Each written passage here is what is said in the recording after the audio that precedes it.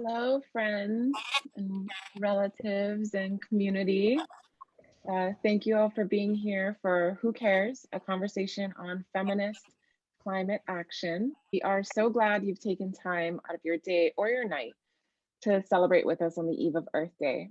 My name is Kahea Pacheco, and I'm the co-director here at Women's Earth Alliance.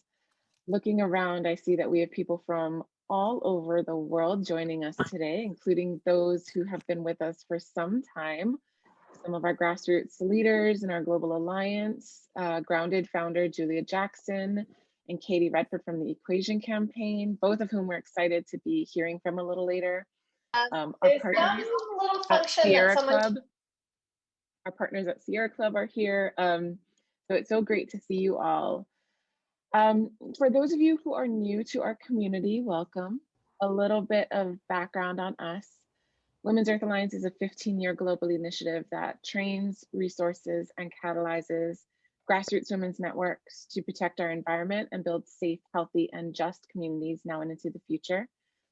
Since 2006, WEA has worked at the intersection of women's rights and the environment, creating programming, serving grassroots leaders around key environmental themes of climate change, water, agriculture, land protection, and energy.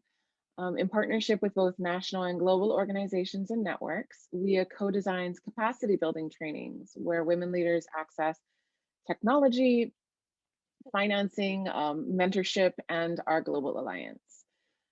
Over the last decade and a half of our programs, we're proud to say that more than 10 million people in 22 countries have implemented environmental solutions across sub-Saharan Africa, South Asia, the Americas, and Indonesia. And at our heart, we are a global alliance, and we're really excited to have you all with us. While we're gathering virtually today, we want to acknowledge that Women's Earth Alliance is based in what is currently known as Berkeley, California, but what is also known as Huichin, the ancestral and unceded land of the Chochenyo-speaking Ohlone people. And I want to thank our Ohlone relatives for allowing us to call this place home. To put it quite simply, we are on stolen land, and we as an organization, as community members, have a responsibility, and one that is 100% aligned with our values as an alliance, to do all that we can to be good guests of this land and its original stewards. At WEA, we do this by naming the ongoing normalized colonization of Indigenous lands, by speaking the original name of this land, Huichin, by collaborating with local Ohlone leaders like Karina Gould, the spokesperson for the Confederated Villages of Lejeune Ohlone, who is a designer and facilitator in our US Grassroots Accelerator, and through our Shumi Land Taps, which supports our colleagues at the Sigorte Land Trust as they do the important work of rematriating their lands. So thank you all for being a part of the shared vision of our alliance, in which our future is not only thriving and sustainable, but just. And, you know, as we think about a just future, we also recognize this moment that we're in here in the United States, which I know ripples out through communities around the world. With yesterday's verdict in the case against the murder of George Floyd, we want and need to presence the intersectionality of our issues and the fact that we know this is accountability and not justice, not when there are Black members of our community who continue to lose their lives due to police brutality and violence. And just as there can be no climate justice without gender justice, there can be no climate justice without racial justice. As we reflect on all this verdict means and hold space for those in our community who are feeling this most deeply, we also know that the work to end white supremacy and racism is far from done. Here at WEA and Sierra Club, we are committed to doing our part, and we ask everyone in our community to do all that you can to join communities, and particularly Black women's leadership in this movement. So over the next hour, we're excited to be able to hear from some very inspiring women leaders on feminist climate action, what caring for our communities and the earth looks like in practice, including Julia and Katie, who I just mentioned. And we're also very honored to be able to hold this space for leaders from WEA and Sierra Club's US Grassroots Accelerator for Women Environmental Leaders, who are going to share what care means for frontline communities, as well as some key ways you can take environmental and climate action alongside them and really make an impact for communities on the earth this Earth Day. And with that, after that, we'll have some time for questions before we close. And after this call, we'll be following up with you with an email outlining all the opportunities to take action that we discussed today. Does that all sound good? Yeah, great. So as we get ready to dive into this rich conversation today, I think it's important to ask and answer the question of why we're here, right? Why are we here? We're here because we believe in feminist climate action. We believe women-led solutions can transform everything. We believe that caring for our communities and the earth has been an age-old honor and responsibility. And over the years, it's been held and stewarded largely by women. To illustrate this, perhaps a bit more eloquently than I can, I'd love to share with you a short video. Grandmother, tell me about when you were a little girl. Well, my dear, long ago in the early part of the 21st century, many had forgotten that human life and the earth upon which it depends are precious. The careless ways of humankind polluted the air, the water, the food, the land, and our bodies and minds. In these times, women bore the greatest burdens. With dignity, we took on the essential acts of tending the land and collecting water, though our lives and livelihoods were constantly threatened. And while the wisdom that was needed to heal the earth had been in our bones for ages, even that precious knowledge was ignored by those who claimed to know what was best for us.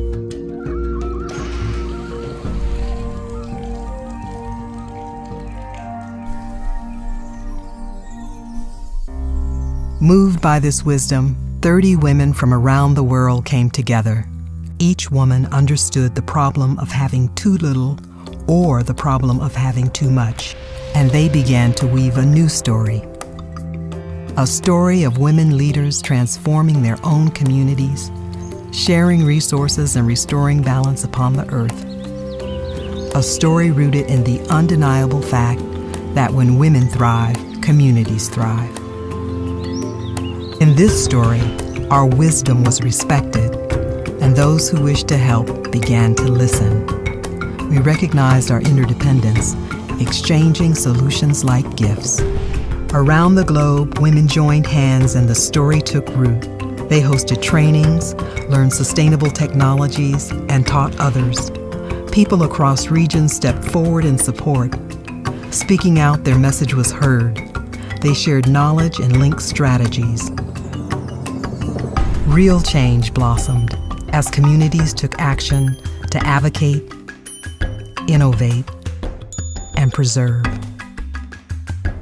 We began to remember the preciousness of the simple things like water, land, and seeds. We remembered to work together. We remembered our real power. After this long journey, we now stand safely on the land. In balance, men and women together, caring for each other with visionary solutions, preserving the earth for those who will follow. We have finally come home.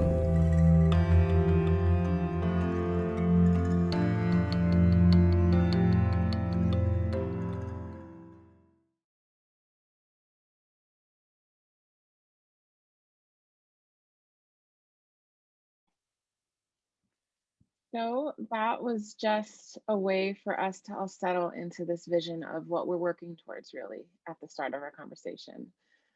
It's a bit of a community agreement, if you will, about what we as an organization and as a global alliance believe. To share with you more about how that belief translates into the very real work that we do that supports frontline women's leadership and solutions here in the US, and to dive deeper into the landscape of feminist climate action and care for both people and planet, I'm thrilled to welcome Atiana Scazzaro. Atiana is the director of the Gender Equity and Environment Program at Sierra Club, who we have had the great pleasure of partnering with these last 3 years for the US Grassroots Accelerator. Atiana? Thanks, Kahea. Hello, everyone. Happy Earth Month, Earth Day Eve. Excited to be with you all. Like Kahea said, my name is Atiana. I go by she, her pronouns, and I am the director of the Gender Equity and Environment Program at the Sierra Club. I'm based in Washington, D.C. And I am so honored to be with you all today in this moment, a year into living through a global pandemic and facing the intractable violence and racism in our country and trying to keep our chins up and do the work without the resources in the community that buoys us. I have a son that is about to turn 1 in just a couple weeks. He is a biracial boy born into the backdrop of a global public health crisis and national reckoning on racial justice. And it isn't an easy time for many of us. Yesterday's verdict was not relief, but rather recognition of just how far we have to go. And I learned to be a mom somewhere along the way. Today's gathering is a special one because as overwhelming and intractable as some of our justice and environmental challenges may seem, we know that there are solutions. And we know that there are brave women doing the work to make that possible. And I'm honored to be in the midst of some of those women here today that we'll hear from in just a moment. I grew up in Santa Barbara, California, known as the Birthplace of Earth Day. In 1969, there was an oil spill that devastated the beautiful landscape. And it was a wake-up call about how precious our natural world is and our responsibility to care for it. And we know that women are far too familiar with what that care looks like, caring for our children, elders, and including caring for our planet, as we saw in the film. For the past 10 years, I've worked in Washington, D.C. on policy advocacy at the intersection of gender, equity, and environment. And we often hear about the obstacles that women face. Climate change is an amplifier of those inequities. And yet we're really seeing momentum. A feminist Green New Deal a feminist agenda for a Green New Deal has helped bring the care economy into the conversation around climate change. Feminist principles are being adopted by members of Congress and climate leaders. The care economy is part of the national conversation around infrastructure, and President Biden's administration is acknowledging race and gender at the really highest levels of climate policy. But we know that in order to get to those high level national conversations, it's about doing the work and investing in the change at the very grassroots level. And that's what these women are doing. Rebecca, Dominique, Crystal, Desiree are leading the way on food security, watershed policy, pesticides, farm work exposure, some of the really foundational environmental challenges that our communities and families face. And they are a part of the Accelerator, the U.S. Grassroots Women's Environmental Leaders Accelerator for women across the country. We're in our 3rd year and of stewarding and supporting women who are doing the work on bringing their advocacy to the next level, to a national support and presence, and really excited to hear more about their leadership, how the Accelerator helped advance their advocacy, and what's in store for the next chapter of their leadership in the coming year. So thank you, glad to be here. Thank you, Atiana, for that great overview and for Sierra Club's partnership and vision on this accelerator.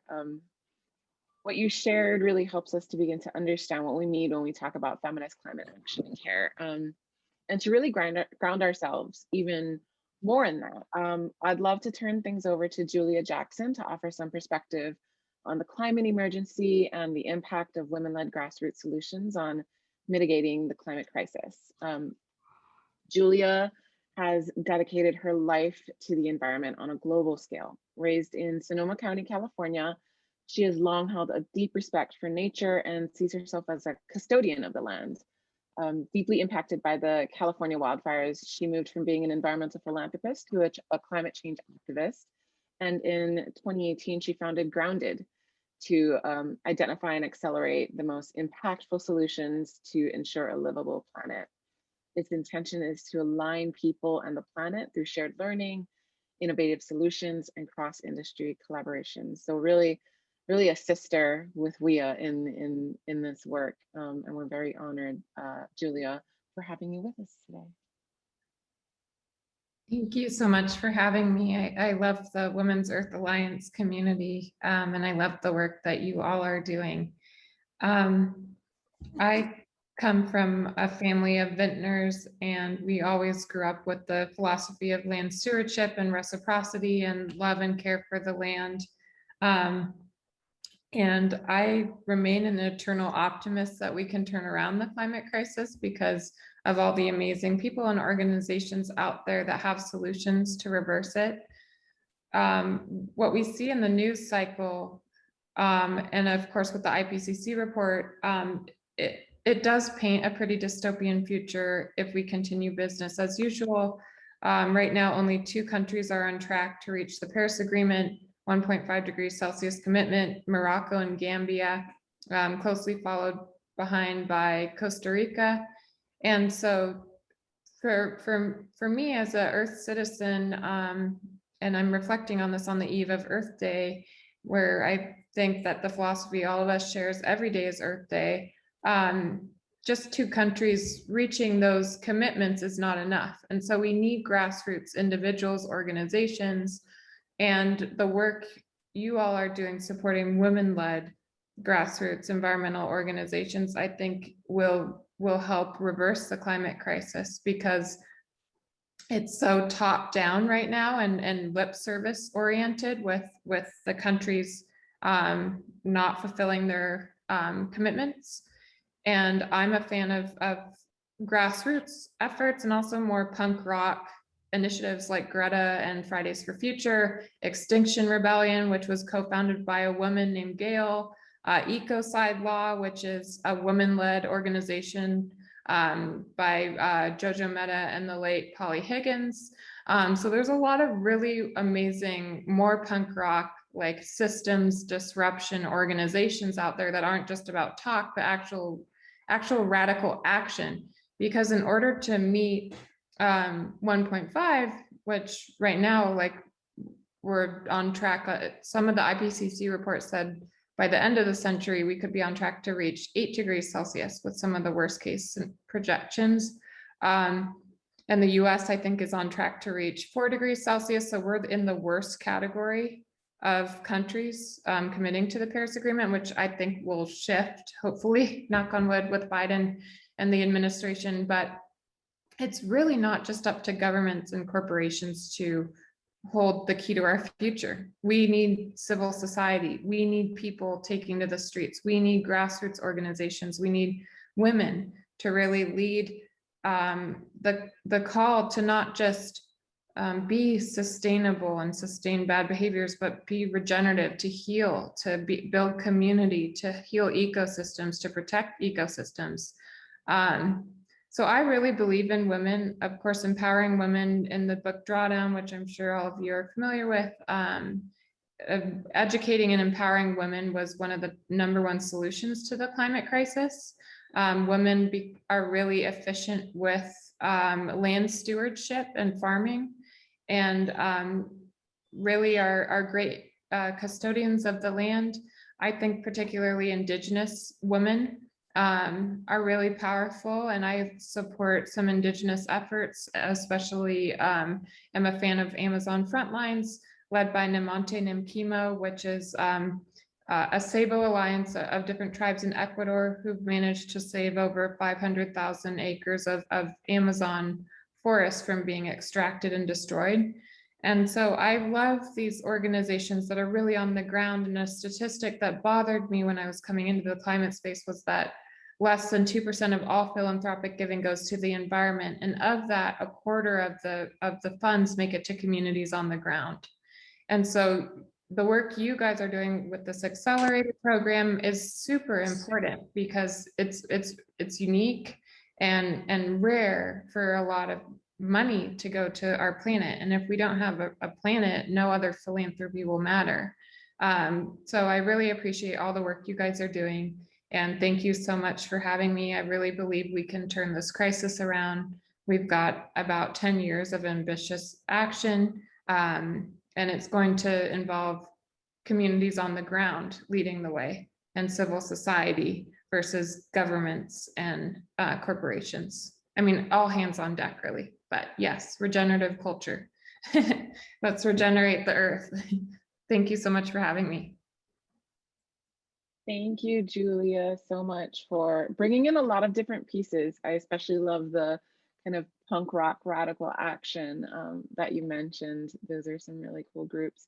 And yeah, the all hands on deck sentiment. And that's really when we think about care, and I'll go into that a bit more, is that's at its core, that's what it is. So before I introduce our panel, kind of going with this theme, I'm going to put a slide up, and I want to just take a moment to frame our discussion today around this idea of care. We really see care as the thread that weaves not just this conversation together, but also it weaves all of WEA's work together. Across regions, women have always been the caretakers of their communities. They're the bedrock of the care economy. They provide food, water, energy, and shelter, care for children, elders, and household assets. And all of these responsibilities are impacted by the climate emergency. The responsibilities of providing food, water, energy, and shelter, it changes and gets more difficult and dangerous as the climate changes. The responsibility of caring for children and elders and household assets changes, also getting exceedingly dangerous in the face of climate disasters, when it's shown that women are more likely to die than any other group, primarily because they're the last to leave before disaster strikes. So this connection between care and climate is very, very real. And as the climate emergency intensifies, so does the burden on our world's women, our original care economy. Yet, in the face of all of this, and potentially because they are faced with this, women leaders are designing solutions, and that too is an expression of care. Here at WEA, we think of care as a framework for powerful feminist climate action. Care is collective action, unsiloing our work and building the movements, alliances, coalitions, and collectives we need to meet the intersectional challenges that we face. It's agency, recognizing women's unique understanding of their community's needs and priorities, their power to create just, ecological, uplifting, and lasting change. And each of our responsibility, like Julia was just talking about, each of our responsibility to roll up our sleeves and be moved to action for ourselves, for one another, and for the earth. We think of care as resilience, mobilizing and cultivating the resources required to thrive. Through generations, women have built systems and networks that enable us to recover quickly from challenges because we know the value and necessity of resilience. And we think of care as equity, living and working in reciprocity, which means we stand up and alongside women leaders, particularly Indigenous leaders, Black leaders, women of color, who have been doing the labor of caring for our communities and the earth all these years. We listen to their guidance, we value their leadership, and we break down systems that mean their efforts are unsupported or their lives and bodies continue to be under threat. And so as we open our conversation to our incredible speakers today, I'd invite you all to keep this framework in mind as each of our leaders who will be sharing today are expanding on these themes and the work they're doing for our communities and our movements. And with that said, I'm so honored to introduce you to our panelists today. We'll first be hearing from Crystal CAVALIER-KECK and Desiree Shelley Flores, both leaders in WEA and Sierra Club's US Accelerator. Crystal is the co-founder of 7 Directions of Service with her husband and is a citizen of the Okanachi Band of Saponi Nation in Burlington, North Carolina. Desiree is a member of the Monacan Nation and is a climate justice organizer with Mothers Out Front. After meeting during the accelerator and recognizing their shared commitment and goals, Crystal and Desiree began working together to advocate for BIPOC communities being affected by the Mountain Valley Pipeline, or MVP. The MVP is a proposed 303-mile fracked gas pipeline from West Virginia to Virginia with a proposed Southgate extension, which would travel an additional 70 miles into central North Carolina, in addition to violating major environmental regulations and threatening water sources of more than 700,000 people. The MVP also threatens ancient burial mounds and other indigenous sacred sites. So today, Crystal and Desiree will share more about their campaign to organize communities and build power to stop the MVP. We'll also hear from Katie Redford, Executive Director of the Equation Campaign, a new 10-year climate justice fund with the mission of keeping fossil fuels in the ground by funding movements on the ground. Katie is a lawyer with expertise in human rights, climate justice, and corporate accountability, who is credited with spearheading legal strategies to hold corporations accountable for human rights and environmental abuses around the world. And we're very excited to hear her perspective on the power of women-led campaigns to stop extractive pipelines like the MVP. We will also have an opportunity to hear from U.S. Accelerator leader Rebecca Jim, founder of Local Environmental Action Demanded, or LEAD, and the official Tar Creek keeper of Oklahoma's Tar Creek. Since 1980, Rebecca has been a powerful advocate and spokesperson for environmental justice and the remediation of the Tar Creek area, now one of the most toxic environments in the world and among the most polluted Superfund sites in the US. Rebecca will be sharing what her 40 years of heroic movement building and advocacy has helped to accomplish recently and how much still needs to be done. And we're also honored to have with us Dominique Thomas, a grassroots organizer, researcher, Afrofuturist, Black feminist nerd based in Harlem, New York, and a training manager with Climate Advocacy Lab. She is also, in all the time she has left over, an alumni of WEA and Sierra Club's US Accelerator. In 2020, Dominique launched the Climate League, a training program for BIPOC folks to learn organizing and campaigning skills with a focus on racial justice in the climate movement. Dominique will be sharing her insights about Black women's resilience and their connection to land, along with her movement building approach to environmental justice work. So needless to say, we have a powerful conversation in store for us. So I'd love to just kind of jump right in. I want to start with talking about collective action, which I mentioned a moment ago is a key part of how we understand and organize around care and climate.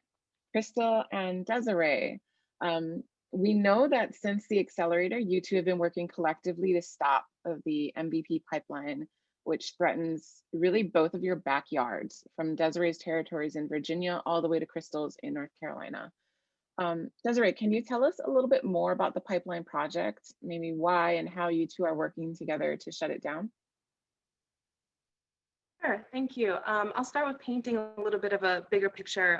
You did a great job of giving some background already on MVP, but I'll start by saying that in addition to being a 303-mile frac gas pipeline, and that's just the main line, and as you mentioned, it also has an additional 75 miles from Southern Virginia into Central North Carolina. But MVP is also a 42-inch diameter pipe that requires a 125-foot easement for clearing and construction along the path, and in some places more for staging or for proposed boring under streams. And the pipeline is currently under construction in the region where I live, which is just outside of Roanoke in Roanoke County. And it's causing irreparable damage in every community it touches, from the sedimentation of our streams and waterways to the deforestation along mountainsides in Appalachia and the Blue Ridge, to the destruction of small farms and residences. And those who live along this route will never be able to access the gas it carries, but will be at risk of land erosion, water degradation, flooding, and a high risk of gas explosion and exposure to methane leaks, which can have severe health implications. Additionally, Mountain Valley Pipeline threatens to destroy indigenous sacred sites such as Yesan, which is the word that Monica and Occaneechi people is their name for themselves.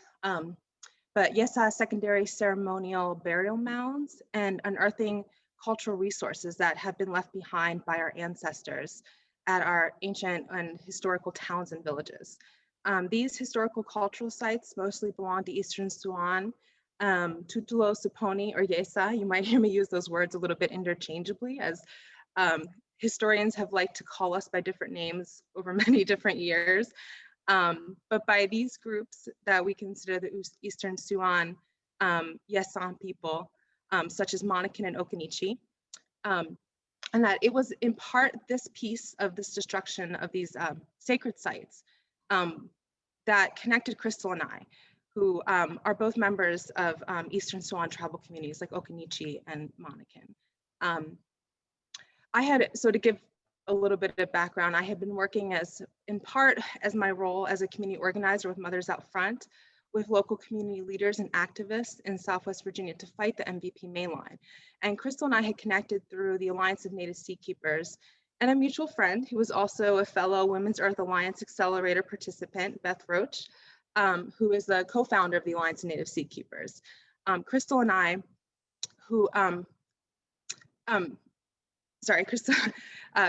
Crystal and I had been connecting about growing on just through ancestral seeds and kind of discussing gardening and, the best ways to seed keep, and then realized at some point that we were both also land and water protectors fighting MVP, as well as seed keepers. So Crystal kind of just called me one day in the spring of 2020 to discuss how we could support each other's efforts to fight the Mountain Valley Pipeline. And then this eventually resulted in our first virtual rally together that we co-hosted, which was the No MVP and No MVP Southgate rally that we did as an Indigenous led.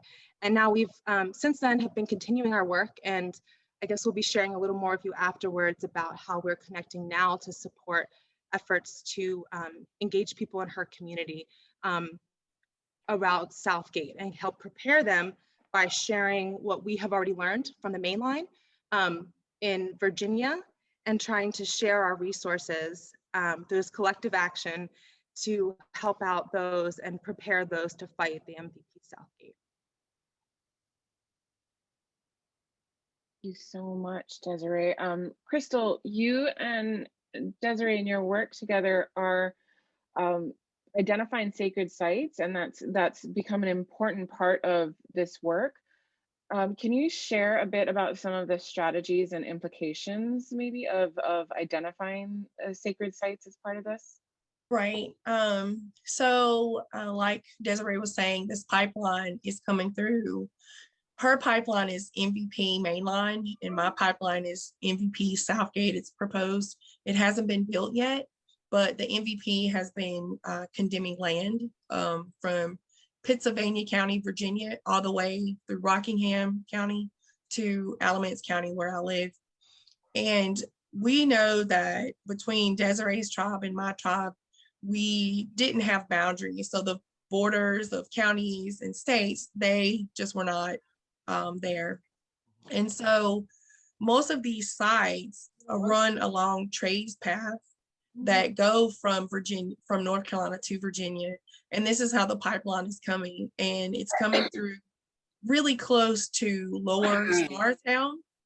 And they are requiring a 50-foot permanent easement and a 100-foot temporary easement.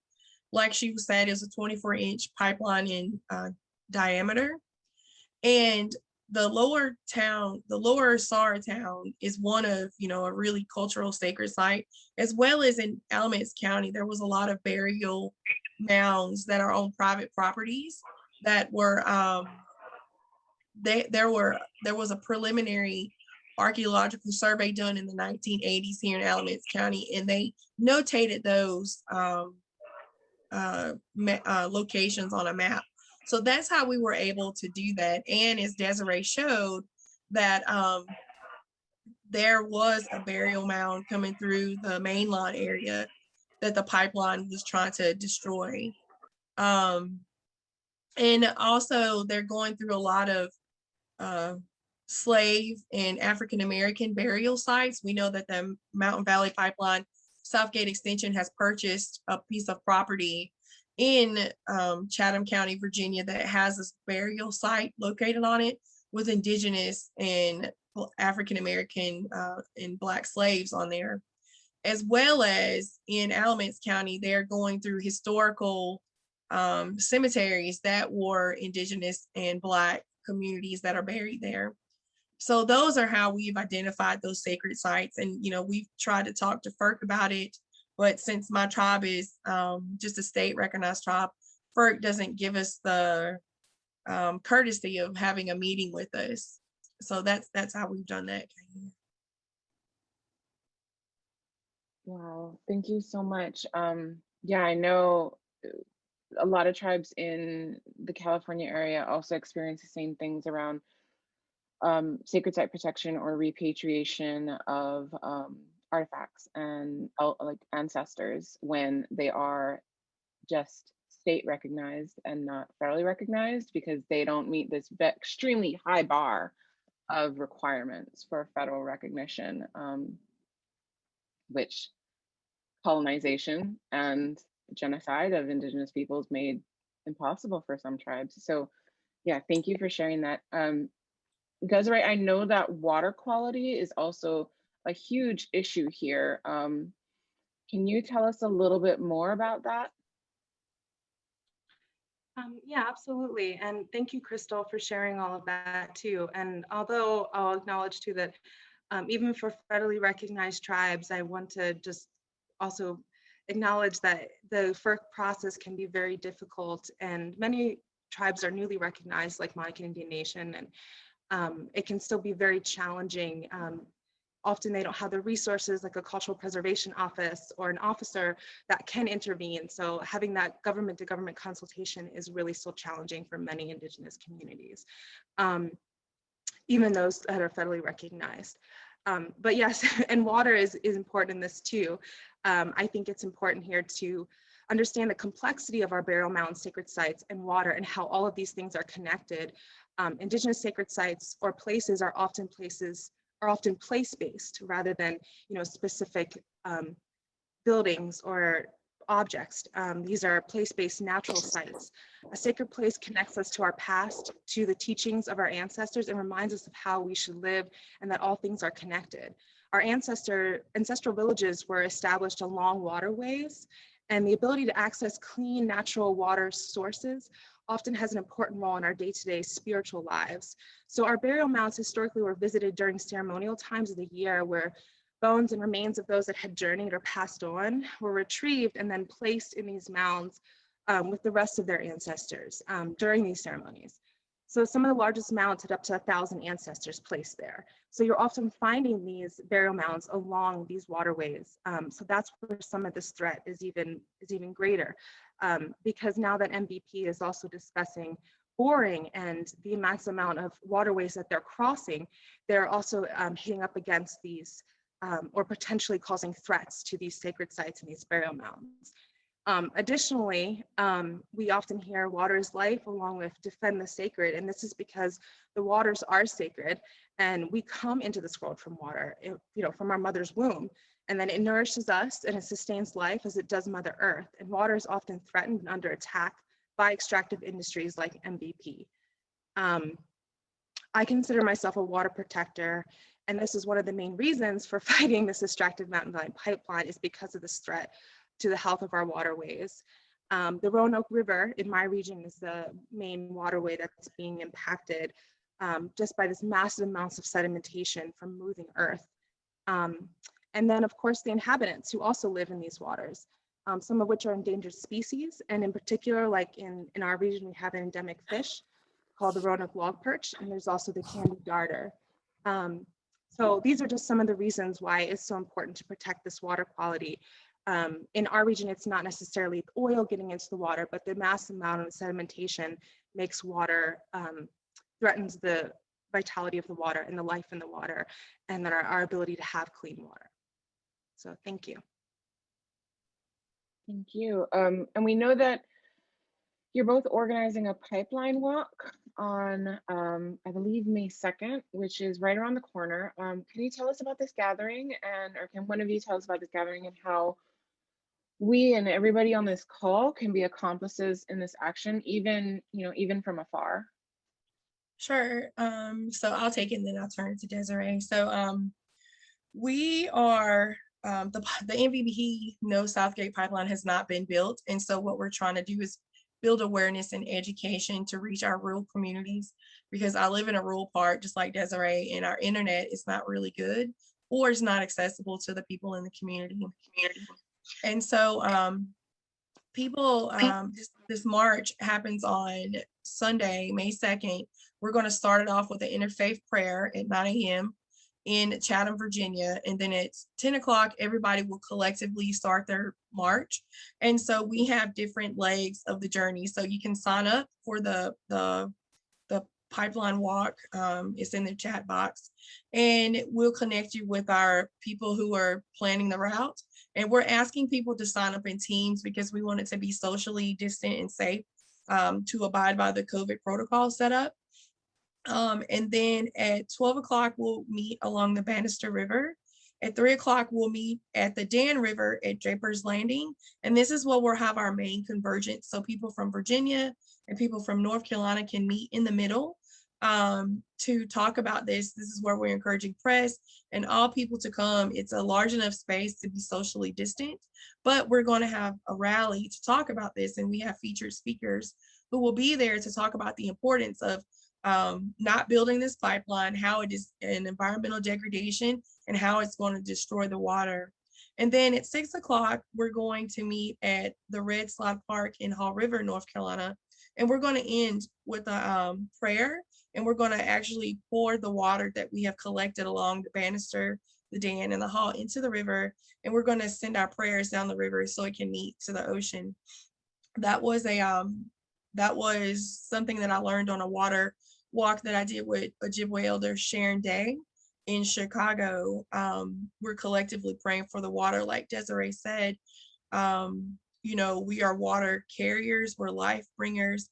We bridge that spiritual and really real world, and we are water protectors. So that's what we're doing to try to stop and bring awareness about this MVP and MVP Southgate. Desiree, did I leave anything out? No, I think you got everything. I'll share too that one of the things that we're doing for an art build for this is creating water flags. And I saw this in the chat, so thank you, Mara Robbins, who's I know is listening, reminding us of this, that we'll be making water flags as a way to demonstrate water is life. And in our language, we've been using the term Mani Biwa. And I know, Crystal, you have some other translations too, as it does not translate exactly into Tutulo-Saponi. But yeah, I just wanted to uplift that, and that there'll be opportunities for training and creating water flags to participate in this journey, in this water walk. And yeah, go ahead, Crystal, if you.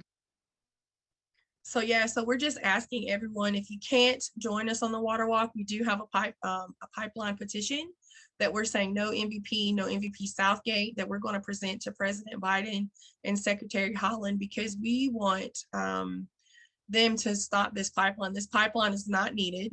The North Carolina Department of Environmental Quality has already said it's not needed, and it's not going to produce anything for us. They're going to export this fracked gas out. And so we really don't need this, and we really do need help from everyone across the country, but especially here in these 3 states, to band together, to lift, unite, and work together. Thank you so much, Crystal and Desiree. And, you know, just a reminder for everybody, we're going to be sending this amazing information that Crystal and Desiree just shared about this action. We will be following up with everybody with an email with all the ways that they've shared about how you can engage. And I'm just looking at time, and I want to just present, like, we're going to relax into this time. This is such an important conversation that we're going to be going past the 11:30 hour, 11:30 to 2:30 hour. So just wanting to kind of put that out there. Everything that Crystal and Desiree just shared really reaffirms for me the importance of what's happening and the need for collective action, like you're mobilizing. It's a necessary level of coordinated approach and programs that facilitate movement and capacity building around these kinds of issues. Katie, come into you now. As a climate funder, and given the work that the Equation Campaign does, I'd love to hear more about your work and focus area, as well as your thoughts on women-led action and movement building, like the efforts that Crystal and Desiree are leading as a critical strategy for resisting oil and gas pipelines like the MVP. Great, thank you so much. And it's so easy for me to answer that question going directly after Crystal and Desiree, because they are really like exhibit A and B for exactly our theory of change and how we believe that we can address the climate crisis in the most effective way.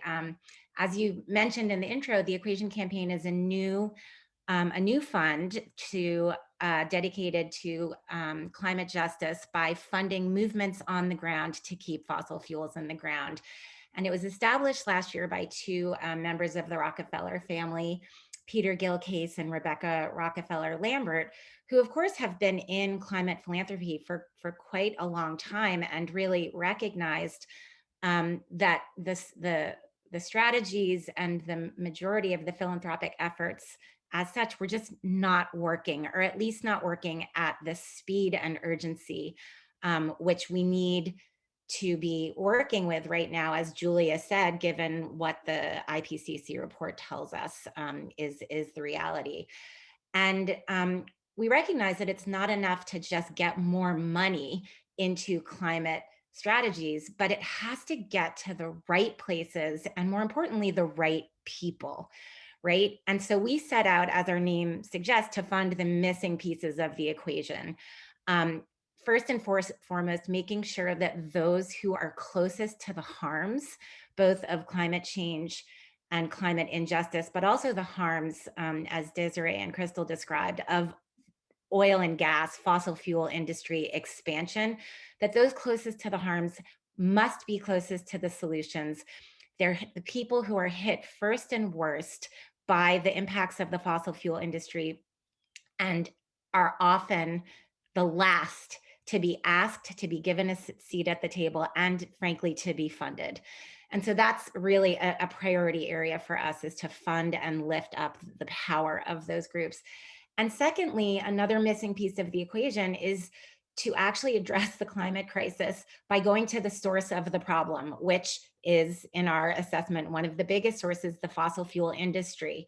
The science makes clear that we have to be winding down fossil fuels right now, not expanding, as there is so much planned in the United States, planned expansion of fossil fuels, not building more pipelines like the MVP and Southgate extension. We can't be doing that. If you're in a hole like we are right now with the climate crisis, you don't keep digging that hole deeper by building more pipelines that are unnecessary and unjust, as we just heard, but you actually stop building them and start the transition. And so these kinds of strategies that Desiree and Crystal just described, the work that they're doing to stop expansion, are central to our strategy as well. And like, I also agree with what Julia was saying, which is, funding women is a critical mitigation strategy, because we first and foremost have to make sure that this problem doesn't get worse. So, at the Equation Campaign, we're kind of guided by that famous Albert Einstein quote, which is, we can't solve our problems with the same thinking that we used when we created them. And I would extend that to by the same people that created the problems. For too long, climate change and climate activism and solutions has been in the realm of technology and science, law, and policy. And that, I think, has been to our detriment. Look how it's gone. It hasn't gotten us to where we need to go.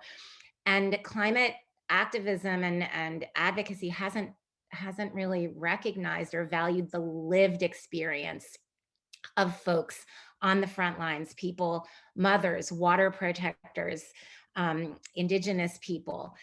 That expertise has just not been valued. And so those folks who have the most to gain and lose from whether we're successful or not, for whom it's not an issue, it's not a data chart, it's not a flip chart or a PowerPoint presentation, but it's a matter of protecting sacred spaces, children, your sources of food and water. It's really a matter of life or death. That is who needs to be front and center in the climate solutions, in our opinion. And it's not just our opinion. If you look at the victories and the movements that have had success, over the past few years. It is people on the front lines, the Keystone XL pipeline, the Dakota Access Pipeline at Standing Rock, which, you know, really catapulted the impacts of fossil fuels on grassroots frontline communities into the world vision.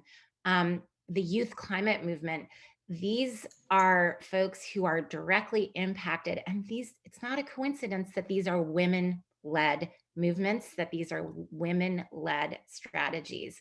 And that's because the fierce love, the mama bear, if you will, that is driving the love of land, the love of community, the love of children and people, driving these strategies is just so powerful. And it's a source of power that, frankly, the climate philanthropy world has just left on the table. And so that's what we aim to really lift up. I think we undervalue the power of this fierce love at our own peril. And we undervalue the lived experience, again, to our detriment. And that's why at Equation Campaign, we fund the power. We invest in the power of groups like Crystal's and Desiree's. With our Frontline Environmental Justice Fund, we seek to expand the power by creating Equation Campaign Fellows to really invest in youth and new voices.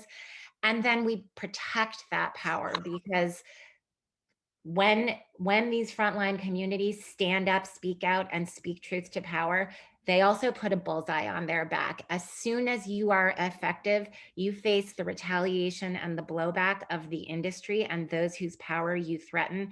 And so we really have to understand the great risks that these brave water protectors are taking, who are under risk of criminalization, fines, retaliatory litigation. And so we've also established a climate legal defense fund, because this industry, make no mistake, is going down, but not without a fight. And so we have to lift up and celebrate the power of these frontline communities, but also resource the resiliency and the protection. Thank you. Thank you so much, Katie, for that. And thank you to Crystal and Desiree as well. This discussion really, brings home to me this idea of the agency we all have to create lasting change, to take these kinds of actions. And that brings me to Rebecca.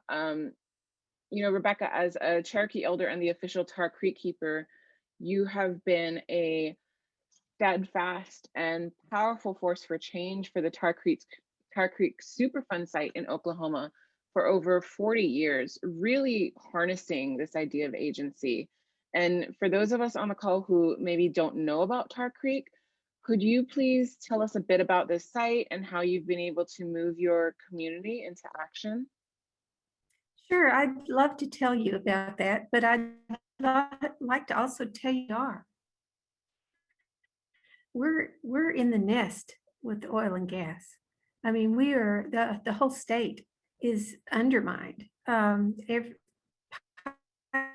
Pipelines under us everywhere. We are crisscrossed. And where does that much of that tar sands oil is coming to Oklahoma, and it's stored in facilities maybe 100 miles from me. They're very close. So we're with you on this pipeline fight.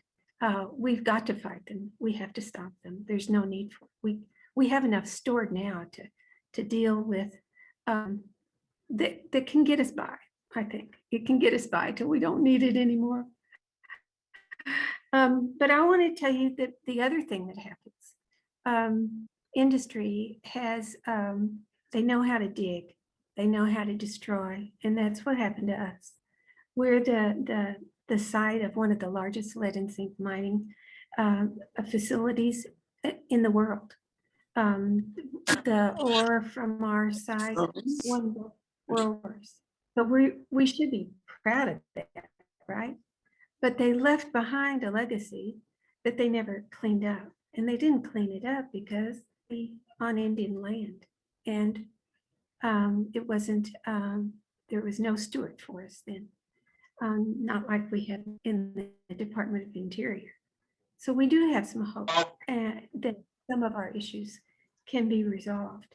But running through that big, big mining site is what they've called now one of the largest Superfund sites in the nation. And they named it after Tar Creek, my creek. I'm the Tar Creek keeper with the Waterkeeper Alliance through our organization. And that creek needed someone to speak up for her. She's been running bad water for 42 years.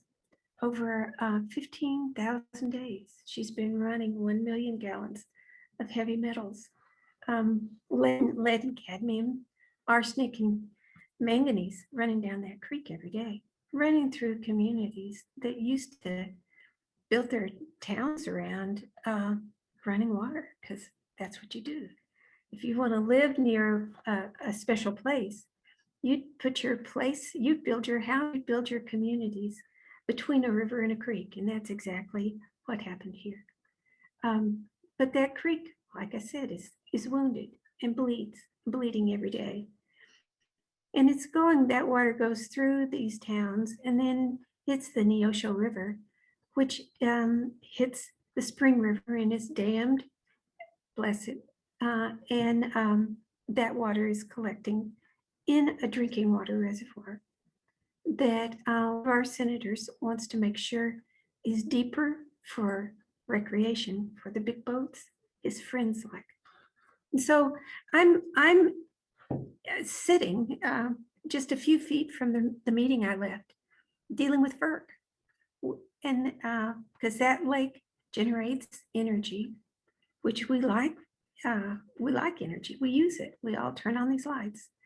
But that lake backs up and floods this community. And because it floods with toxic water. Because my creek, my poor old Tar Creek, that once sacred, precious water is so contaminated that the debris when it subsides and dries out in your yard can be the stuff that poisons your children with lead.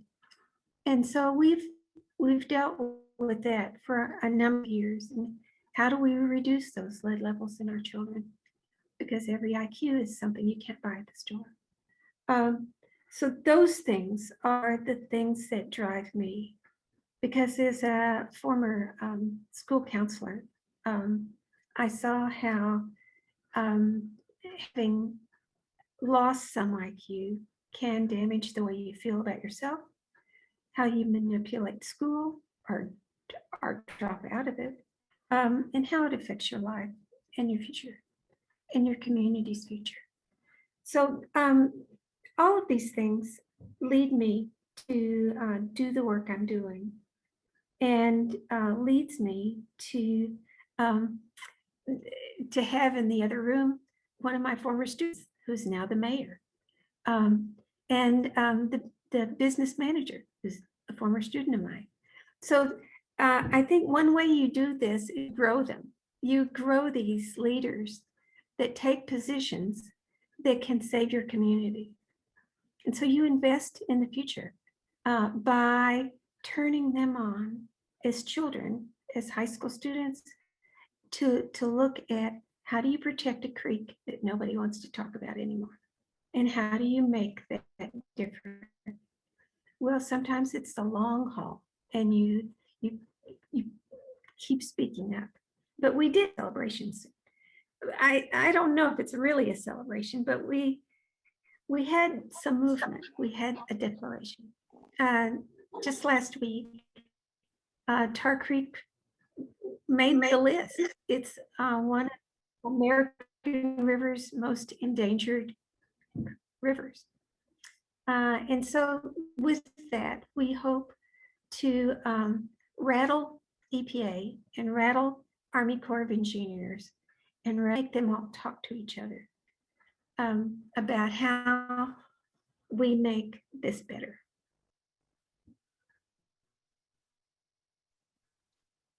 Thank you so much, Rebecca. Is there a way, I think it's important, and someone, Lauren Wolf, asked a question in the chat that echoes a question I had. making this list from American Rivers of one of America's most endangered rivers, it seems like a very big thing. Does that, in what way does that help your efforts to remediate Tar Creek and protect the community? And how can people get involved to support the work that you're doing? Sure, there's a couple of ways that this helps us. It reminds citizens living near that that it still exists, that it still is in danger. And if it was endangered, different. And how can we do that? We can speak up. And at this moment in time, we can ask for have the tax put back on polluters. Put that polluter pays back in, and Congress can do that because it's tacked into that infrastructure bill. President Biden put that in there. It's one of the things I'm going to be rooting for. The other thing that anyone can do is ask their senators to vote for that thing, to get those taxes put back on polluters so they pay those fees that they should be paid. It's a small thing to do. Yeah. The other thing that we think this will do is us closer to understanding that creek and every other water body, they have rights. They have the right to flow, the right to regenerate. We want them all, any injured river, any injured creek, to understand that they have a right restored if they have been damaged. And we're hoping that our local citizens will understand that they have the power to speak up. And this is a moment in time when they can. Thank you so much, Rebecca. Congratulations on this announcement last week. And thank you for also presenting this idea of, the rights of nature and how you were just framing the conversation around Tar Creek and it's wounded, it's hurt. I think it's an important way for us to begin shifting how we think about the earth and all of our non-human relatives. So thank you so much. And something that's come up for me as Crystal, Desiree, Katie, and Rebecca have been sharing their stories is our capacity for resilience, for the work around pipelines and oil and gas. It's the resilience of Indigenous communities, of Indigenous lifeways, and of frontline advocates and movements. For Rebecca, your own resilience over the course of 40 years, as well as you were saying and as you were presenting, the resilience of the creek itself, the resilience of Earth. And Dominique, I'd love to hear more about how resilience has been a presence in your life. As a Black woman organizer, you've recognized that Earth has been one of your most important teachers. Can you share a little bit more about maybe your upbringing and how your connection to the Earth has helped you build the resilience needed to succeed in your work? Yeah, I would love to. Yeah, so I'm the proud daughter of Cherry Thomas, who raised my sister and my brother as a single parent. And she's a very complex woman and has made me the woman I am today. She also taught me my love for nature, for exploration, and that the world is not always going to be nice to me. And so I'd have to find ways to really protect myself. And so I remember as a youngin', picking berries off of trees and making these, mud berry pies that I would affectionately give to my mother. And I also remember us gardening, and we would spend hours with our hands in the dirt, really tending to life. And I saw how delicate and how beautiful it was to have this deep connection and relationship with land, because I saw my love for nature really connected to my own Blackness. So there's this old saying around pulling yourself up from the bootstraps and having the ability to bounce back from adverse events. And I really reject this definition because I understand that not everyone can simply pull themselves up and move on, right? Many of us, and specifically Black women, our resilience is multifaceted, it's multi-layered and complex given systemic racism and white supremacy, systemic barriers to advancement, and as well as generational trauma that we carry. For me, resilience is really about resistance and about Black joy and about celebration for community. It's the understanding that there's a better world out there and uplifting and empowering myself to continue organizing and training. So as a Black organizer, this has really meant building transformational relationships. Success is about how I can build relationships in which I'm vulnerable and empathetic and engaging in a principled struggle with the people that I choose to be in relationship with. When I worked at 350.org, we created the Climate League, which was a training program for Black, Indigenous, and people of color to really develop organizing and campaigning skills with a racial justice orientation. And the reason why that program was successful was because of relationships and resilience were celebrated. And so throughout my life, I've had, a number of resilient moments. And I know it can look different depending on the situation that I'm in and the situation that people are in. And when I think about, the microaggressions that I've faced either in the workplace or in organizing, I understand that I had no choice to be resilient, that it was a necessity, that it was required of me, because if I gave up, then, that's one less person that was working towards liberation.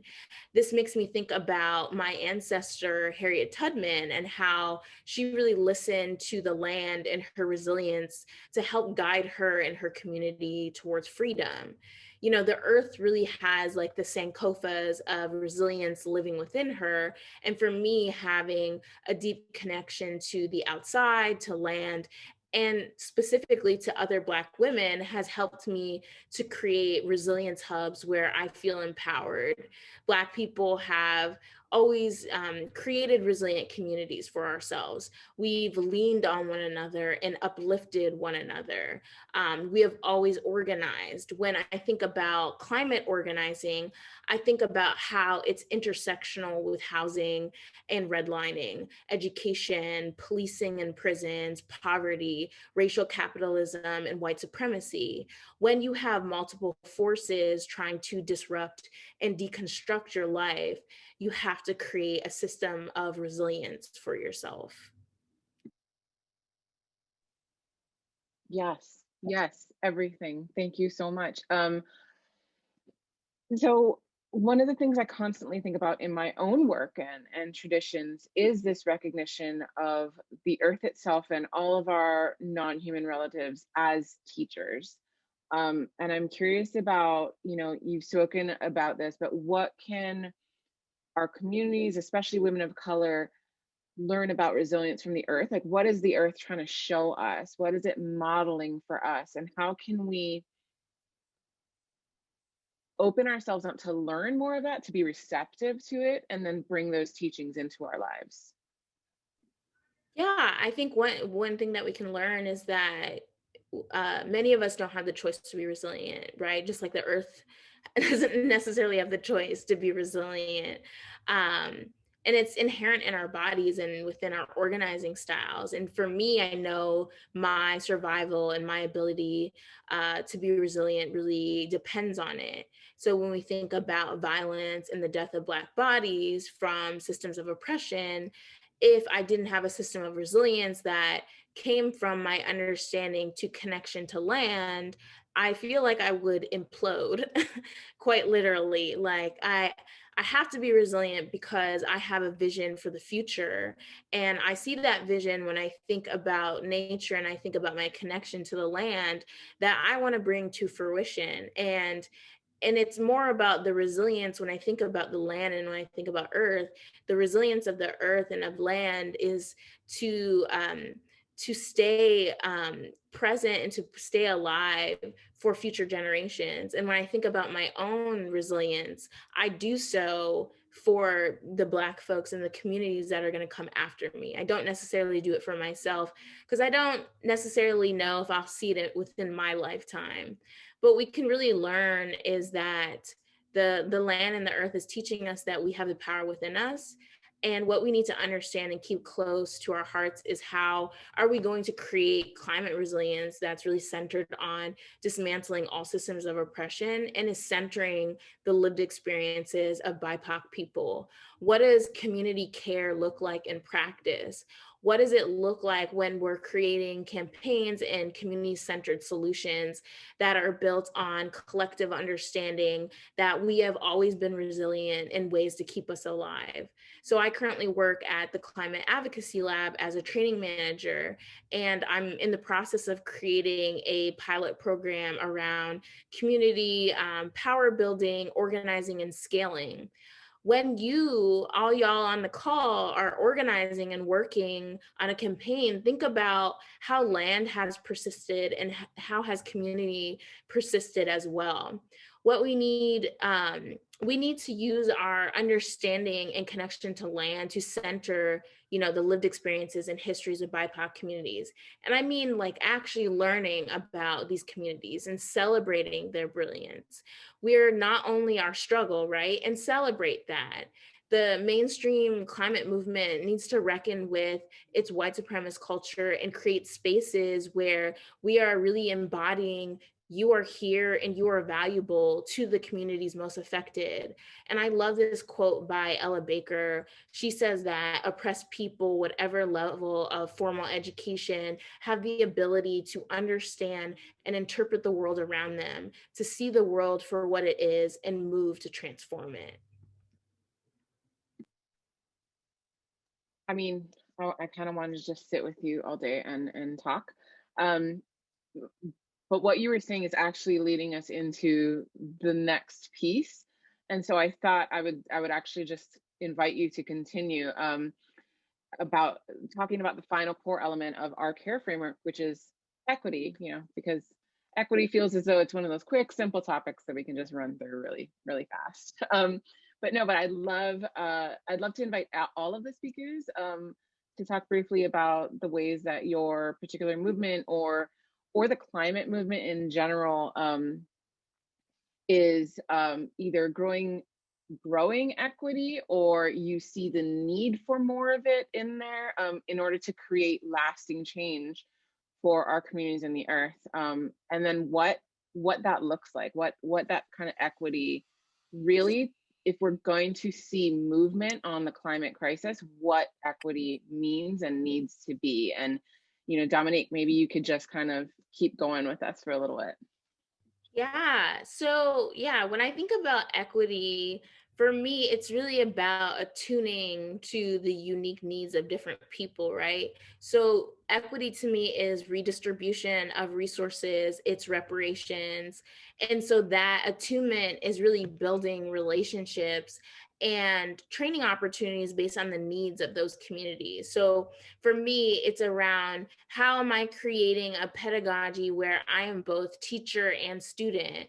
Equity is about embodying the fundamentals of dismantling systems of oppression that oppress others. And also it's the praxis of doing that internal reflection around how we all engage in these systems that oppress people and moving us to transformative action. So as an organizer and as a trainer and as a Black woman, it's really rooted in this reciprocity of transformational relationships and the nourishment that gives us in our work. So equity means creating programming and trainings that are centered on community. And with that means that I'm always going to be rooting for all and every person and all things oppressed. Thank you so much. Desiree, I'd love to invite you if you have anything you want to add to this piece around equity. Yeah, I love everything Dominique said. I really, that speaks to me in so many ways. I'm gonna uplift the idea that, that we, not the idea, but something that for a very long time, environmental movements around climate and conservation have long been like dominated by white-led organizations or in affluent communities or upper middle class communities or memberships, at least within the mainstream public perception. Sometimes it has even been thought that certain BIPOC communities don't care about their natural environment, or that's been perceived by others. However, all of us here know that this is not true, but due to many historical forms of oppression, the voices of these communities got lost in these movements.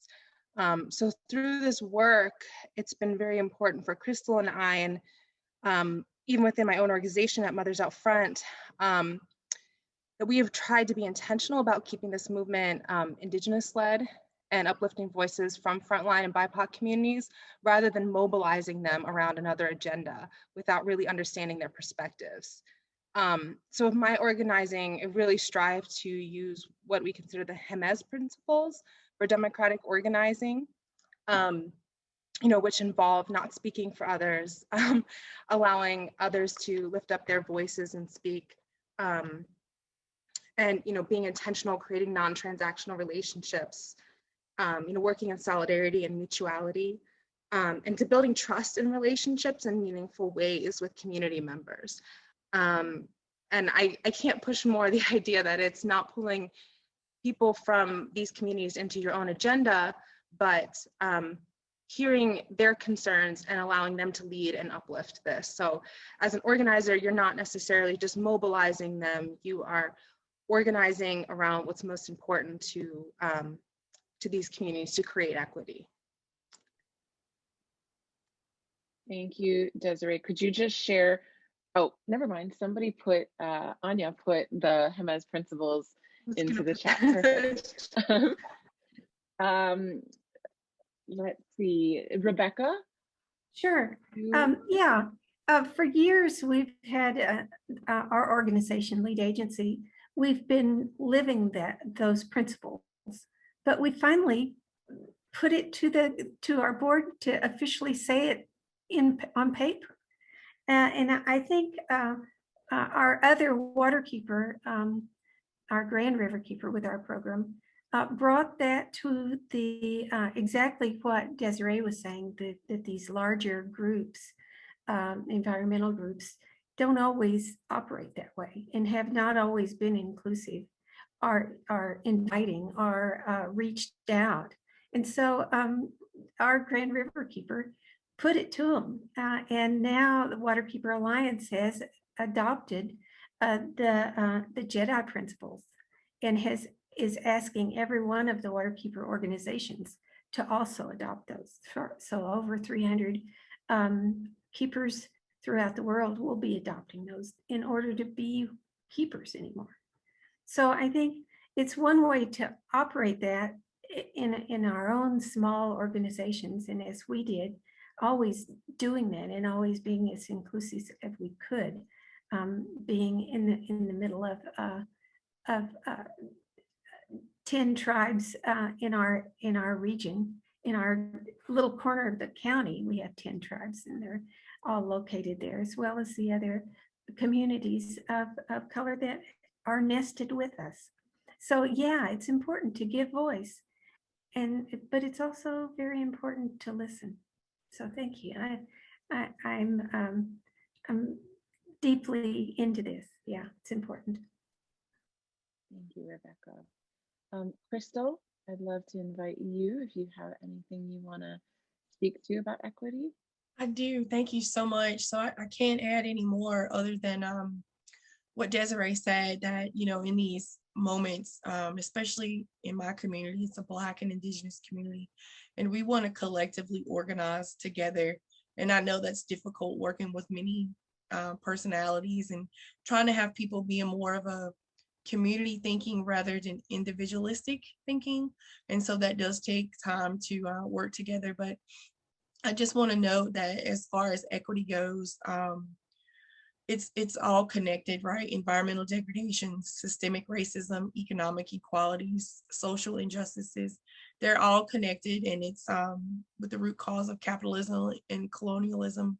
And, like Katie was saying, that, Desiree and myself and anybody else who are fighting these corporations, these extractive industries, we're putting our lives on the line, and especially our Indigenous women, as well as Black women and Asian women. Anybody that is a person of color is a risk, especially around man camps, which, is near and dear to my heart. And that's really why I'm trying to work as hard as I can, because man camps look different here on the East Coast than they do out West. And, we have a serious epidemic or a problem about women who go missing and are human trafficked or any type of thing. So, these pipelines, they fuel violence against our Indigenous people and BIPOC women. So, yeah, so just listening to people, don't speak for them, like Desiree was saying, and let people make those decisions. And what I've learned to understand is, my husband calls it a sunny Southern charm, but it's kind of wearing off now. And I'm tired of making myself uncomfortable to make other people feel comfortable when I've been doing it for God all my life for 43 years. And so it's time for us to speak up, and we do need help, and we need allies in this fight. So thank you so much for letting me speak. Thank you so much for speaking. Katie, do you want to speak to a bit about equity? I want to open the floor to you as well. Yeah, thanks. I actually think that I can't say better what's already been said about equity, but I do want to add, and sorry to be the lawyer, but I want to add something that goes hand in hand with equity, which is justice. And I think truly the justice here, and we heard a lot of talk about this yesterday, would be that these things just don't happen in the first place, right? I mean, we need to work for a day where all of these incredible women that you've just heard from don't have to be fighting just to have clean air, water, respect, dignity, and safety for them and their communities. That is the gravest injustice of all. And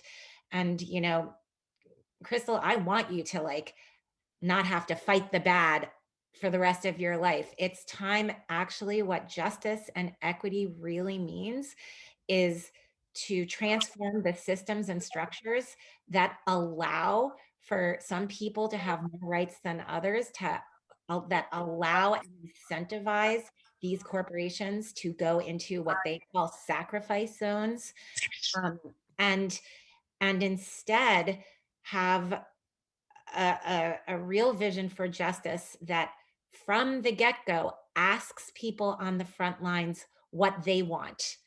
Not just do you have consent, but actually what is it that you want, and let the folks who are most impacted and have the most to gain and lose decide the vision for the future. And that, to me, of course, encompasses equity, but is really even a step further, which is justice. And we are very far from that in this country, but it's something that I know every single person here is fighting for. And I am just privileged to be able to support it in a small way.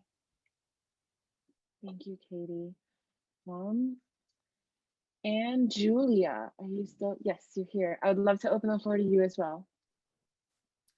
Yeah, thank you so much. Back to what Rebecca was saying a little earlier, I think it's really important to listen. I have been doing work with my friend Namante Nimkima with Amazon Frontline. She's a Waironi tribeswoman and tribal woman, and I've been seeking mentorship from a dear friend of mine who's an Atomi Toltec elder, Mendahe Bastida, and I'm holding space for the Eagle and Condor prophecy, which is a prophecy in where North, Central, and South America elders will gather to save sacred sites. And so for the first time, it's called the Council of 52 Elders, and Mendahi is really spearheading this effort. And I'm learning and listening to what do they need, what are the resources they need. And there's a lot, like you spoke to earlier, Kahea, about like our non-human relatives. There's a lot of sanctity in like plant, animal, and the mineral kingdoms and all the elements. Like there's so much that we take for granted that is so vital to our survival. And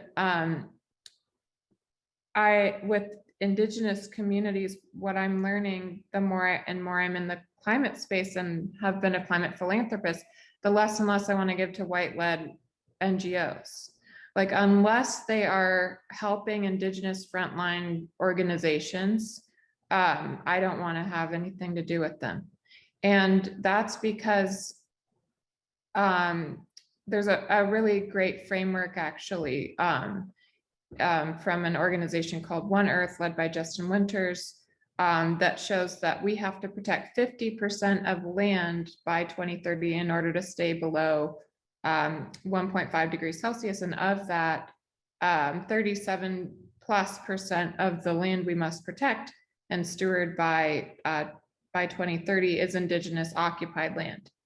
Yet Indigenous communities are less than 5% of humanity's population, and they're stewarding 80% of the most biodiverse regions on Earth. We need these ecosystems, and we need to also give land back that was taken to the rightful stewards. So I'm now really a fan of organizations that support our Indigenous-led organizations, and how can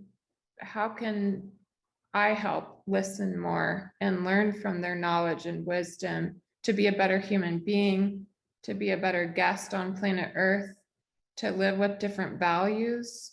And I'm going through my own transformation in that regard. And I just feel like if you treat Mother Earth with more respect, she starts treating you with more respect. It's like a reciprocal relationship, and we are guests here. And there's so much we can learn from these communities. And so for me, I'm just wanting to hold space and listen and learn and not speak for them, but to learn from them. Like, we need their leadership now more than ever.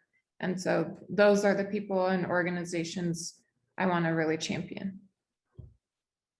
Thank you so much, Julia. That concludes this part of our conversation today. And thank you all so much, not just for being so open with us, but for all you do and all you give to ensure our communities and our futures are safe and healthy and just for generations to come. Because we've gone over, and thank you also for just being willing to kind of be with us in this conversation for a longer period. But we're going to not have our Q&A, and we'll invite everybody to we're going to send a follow-up email with all of these action items, and you can feel free to reply to that email with your questions, and we'll go through and make sure they're answered appropriately. So thank you so much, Julia, Crystal, Desiree. Thank you, Katie, Rebecca, Dominique, and thank you to all of you for joining us. It's so powerful to see us all coming together like this to connect and to deepen the ways we can take action on Earth Day and every day. And while we're just about to come to the close of today's call, we want to be sure that you know that this isn't a stopping point, it's a beginning, and there are many ways to weave yourself deeper and stay plugged into the Alliance and the work moving forward. As I mentioned, you will be getting that follow-up email. On your screen right now are the calls to action that were mentioned during the call, and these will be in that follow-up email.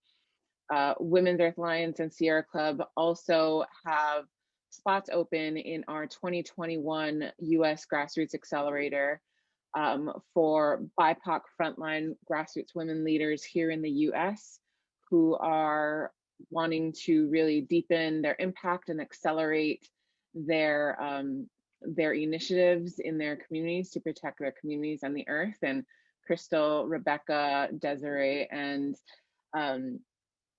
Dominique are really testaments to the women leaders who participate and who help us to shape these programs and really the frontline work that's happening. So we'll include links to that in the follow-up email as well, and encourage you to apply if you feel like this could be a fit. With that said, thank you all so much for joining us, for celebrating Earth Day with care and with action, and for believing feminist climate action for a thriving future is the way to go. From everyone at our Global Alliance, thank you. Have a great rest of your day.